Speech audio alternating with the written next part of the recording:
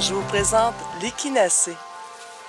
L'échinacée, c'est pas une plante que j'ai utilisée beaucoup dans ma vie. Je pense une seule fois. Je suis pas quelqu'un qui tombe malade souvent. Les rhumes et les grippes, ça se tient loin de moi, les virus. Et c'est un antibiotique naturel. Cette plante, elle était très utilisée à l'époque que les antibiotiques n'existaient pas. C'est quand les antibiotiques sont arrivés sur le marché qu'on a cessé d'utiliser l'échinacée. C'est une plante qui a été beaucoup utilisée par les Amérindiens pour les infections respiratoires, les maux de gorge, les maux de dents et même les morsures de serpents.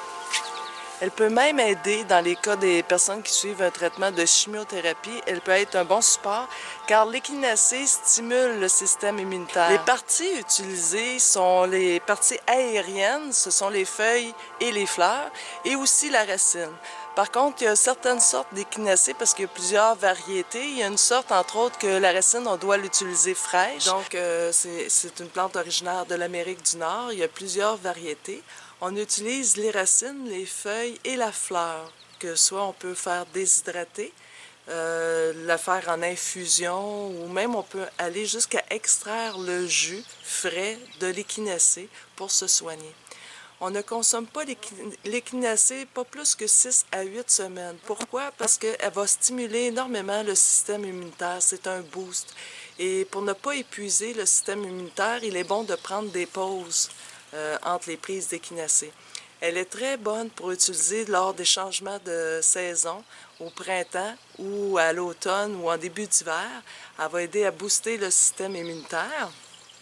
J'ai ma compagne ici, Pumpkin. Elle est très puissante pour aider dans les infections pulmonaires, les maux de gorge, les abcès aux dents, les infections de la vessie et même aussi pour les infections vaginales à levure. Et elle redonne de l'énergie. Donc, sur mon blog de WordPress de Défi Beauté au naturel, vous allez trouver, je vous ai mis le lien de la fiche technique de l'échinacée qui est très détaillée de l'école d'herboristerie Flora Medicina.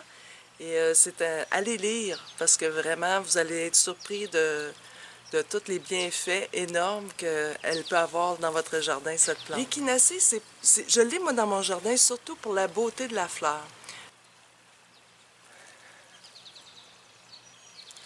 Elle a un parfum vraiment délicat et agréable.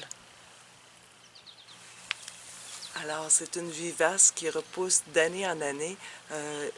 Il n'y a pas grand-chose à faire. Lorsque la floraison est complètement terminée à l'automne, à ce moment-là, je rase presque à terre le plant.